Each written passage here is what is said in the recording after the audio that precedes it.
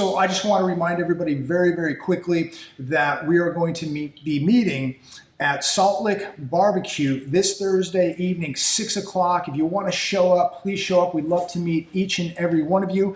We're not expecting a lot of people, but if you want to come by and say hello, myself, Aaron and Matt will be there. And Aaron? And also hopefully Athena will be there.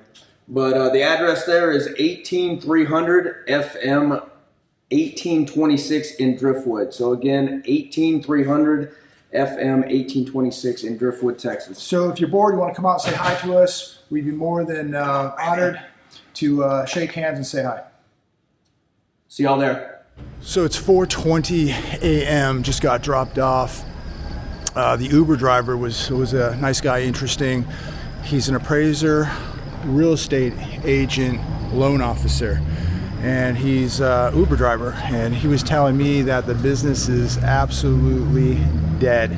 So he's got to Uber to pay the bills, and hope and wish him all the best. But very interesting conversation to start out the morning. So 4:20 a.m. I'm at the airport, and hopefully it'll be a nice smooth flight to Texas.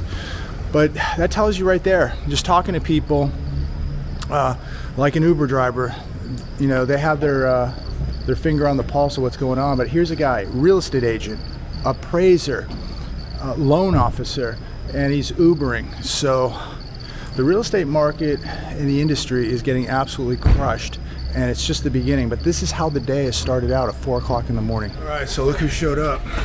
Morning, all. So we're boarding this thing. Of course, it's already running behind, but at least we're moving. We're on our way, and weather looks pretty good, so we'll keep you posted. So we're in Dallas right now, and as I got on the plane in Palm Springs, Enrique came up. Hi, how are you? And watches the show, and we met up with him here in Dallas too. And you're heading to Tennessee, right? In Tennessee, yes. I'm going to go see a friend out there. He moved out there back in 2019. He got away from California. He just got sick of the whole environment and decided to buy a nice piece of property out there. Something that JV has preached, you know, for people to be able to find their own spot. And he's doing very well out there. So Enrique came up to me this morning, and we're actually on the same plane, Matt, myself, and he. And so he's taking off, we're taking off. But anything you want to say quickly to the audience about what you see, and what do you do for work? I'm an accountant. He's an accountant. What do you see happening now, the future of this economy in America? Where do you see it going right now? Well, right now, you know, everything is falling apart. I can see it with my own clients little by little. As the years go by, you can see more people in financial difficulty. So the best thing that you can do right now is prepare. You know, like we've always preached in this channel, you've seen, you know, people want to be able to save some silver, gold, have their emergency funds, and just have everything ready, because you never know when anything can happen. You want to be prepared. So as we leave, it's so refreshing to run into people like this that are awake, who are preparing. You're not alone. There's a lot of people like myself, Matt, Enrique, that are all doing the same thing, that see the same disaster on the horizon. So safe travels, my friend. Thank you. Thank you very much. Thanks for coming up. It's a pleasure and an honor to meet you. And I'm sure we'll see you again. Yeah, definitely, for sure. All right. I'm going to get JB to the urgent care unit. What happened? Got turbulent up there. Oh, really? Got turbulent. What up? Not much. Waiting for these assholes to let me out. What up? Oh, are we recording? Yeah. Roll down the highway here in Austin, driving by some of these car lots.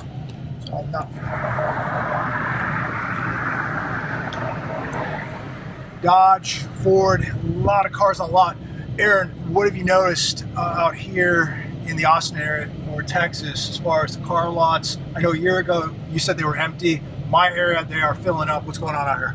Right. So it seems like the major cities are able to get the cars, or being forced the cars or whatever, because their lots are full. In the smaller towns that are outside, at least Austin area, they're not as full. So I don't know if that's, I don't know what's going on with that. But yeah, they used to be bare, but all your major cities, all the metropolitan areas, it looks like they're having no issues getting cars, and they're they're packed.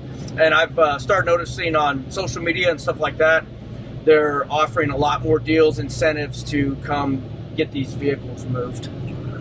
Yeah, I heard advertisement on the radio yesterday, same thing.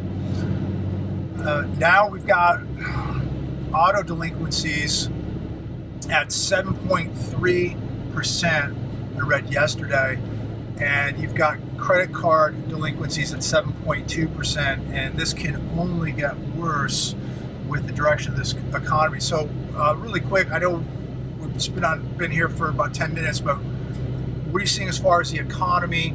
Anything you'd like to say? I've also noticed, I'm going to go to the RV lots are also really packed. I've noticed that. We're probably going to pass one of the big ones that's coming up. We can look at that one. But it's just everyone. You also said that there's an area out here now in Austin, I believe, and it's Cardboard City, or is that right? Right. Cardboard City. I was told it was called Cardboard City. I've never seen it. This was the first thing ever, like the first time I've ever heard anyone talk to me about this. So I'm curious to go out there and see what it looks like. But apparently it's a whole community where they homeschool their kids, and everything's built out of cardboard. And I asked, there was a police officer that works in the Austin area. I said, what happens when it rains? He says it all just gets destroyed and they rebuild. But we haven't had rain in, I don't know, it's probably been 2-3 months. So, you know, it's... So things that we once saw in California are now hitting here in the Austin area, so it's pretty interesting.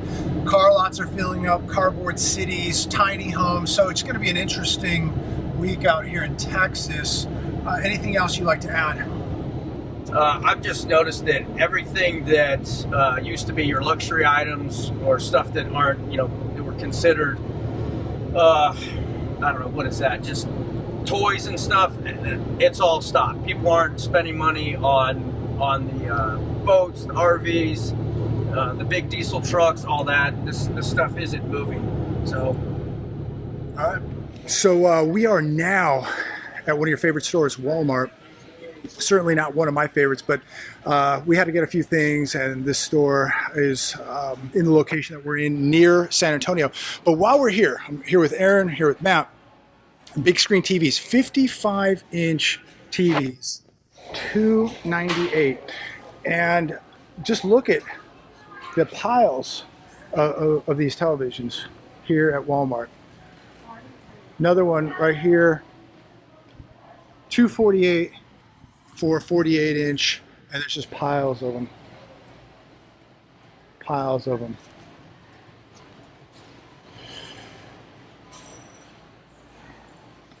One thing that I've noticed, and Matt and I noticed while Aaron was driving us around, is the amount of multifamily units being built here. I've never seen so much construction of multifamily, even strip centers, outdoor shopping centers being built all over the place. And what areas was that, Aaron?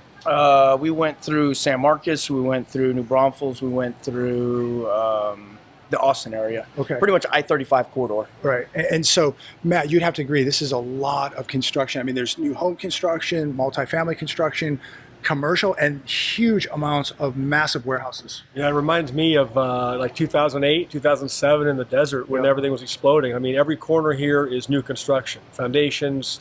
It's going up fast. Yeah, it is really shocking. I've not seen this type of or amount of construction taking place for a very, very long time. But Matt hit the nail on the head right there. I'd say more so single-family residences in our area back in 08, 07, 06, wasn't as much warehouse type construction as we're seeing out here, but we're seeing a lot more of that now in Riverside County and San Bernardino County, these massive warehouses that are, Chinese owned. But a lot of multifamily here. We saw a lot more single family back in the day. So does that tell us anything that we're seeing so much multifamily? A lot of multifamily. I have clients that are California developers who are doing big multifamily developments out in this area. So there must be a lot of money flowing in right now. I know the banks have been issuing pretty big loans for these projects, at least in the last 12 months. So. And Aaron, you've seen this area just the last, what, year, 2 years just explode? Because Right. it's growing out here, So right? Tesla moved out here. Yeah. Samsung is building a massive chip plant. I think it's going to be the largest one in the U.S. You've got everyone that we come in contact with, you know, my job, Yeah. we ask where they're moving from, and they say California. Yeah. Everything's moving here. Everything's moving out here. I was told that this area here in New Braunfels is where we're at, is the second fastest growing area in the United States 2 years in a row. Now, Yeah. I don't know how true that is, but that's what I was told. Right. Well, it's hard to deny because, I mean, it is shocking how much construction is going on here. And just not being here 2 years and coming back here and seeing what's going on is shocking. But going back to, you know, the days of 2005, 6, and 7, how quickly Matt and I watched what happened in Coachella Valley, San Jacinto, Hemet, all over Riverside County, when it all came to a crashing end abruptly.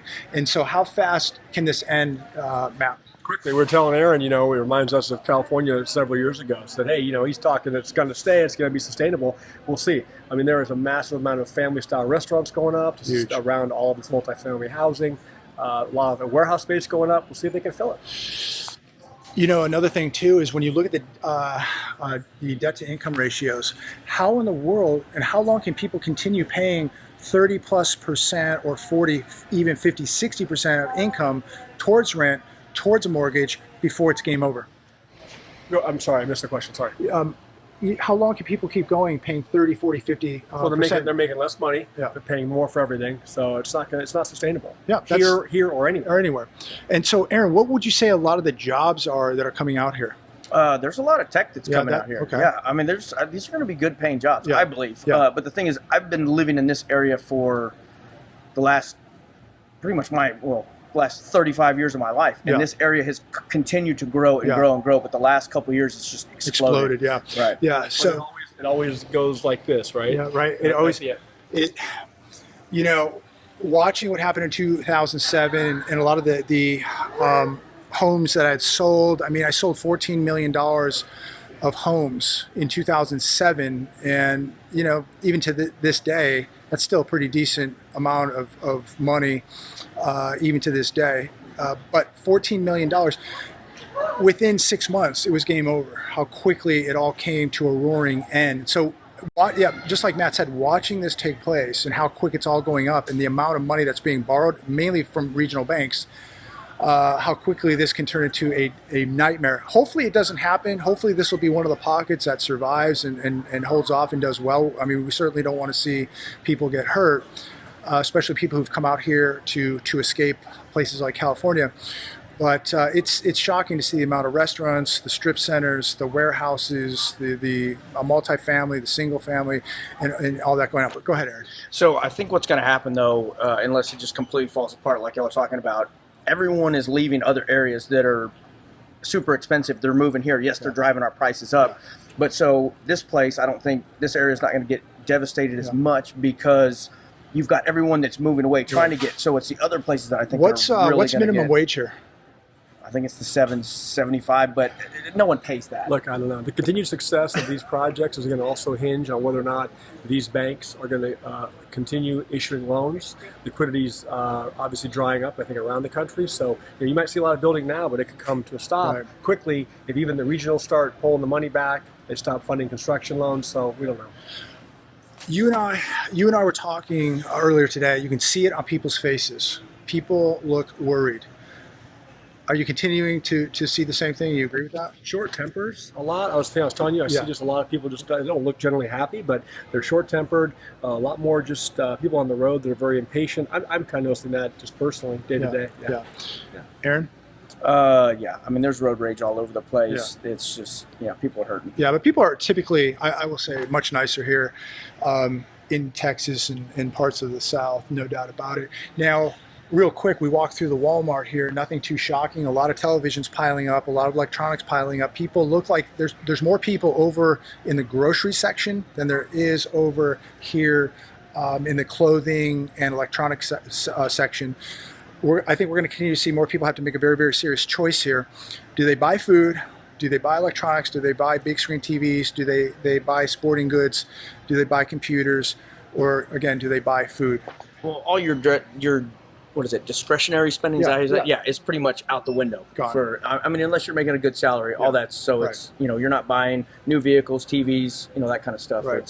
It's food and what you need to survive. And Matt, These anything? TVs are just right here. They're stocked. No one's. I've not seen one person walk out with a TV since we've been here. Yeah, I mean they're stocked. The inventory is substantial. Store is actually really quiet. Wouldn't you agree?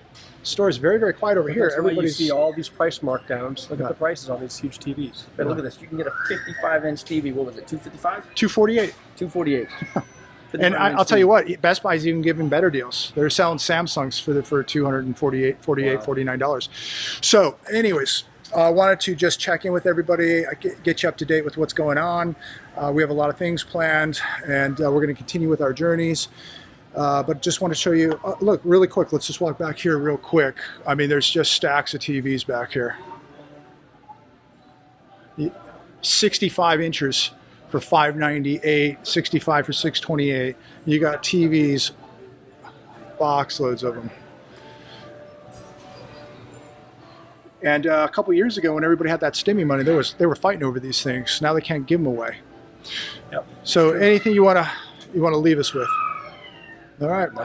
So that's it. Till the next video. Just checking in. Thanks to Aaron with his graciousness to drive us around and to be such a great host. We're taking off, do a little barbecue. God bless.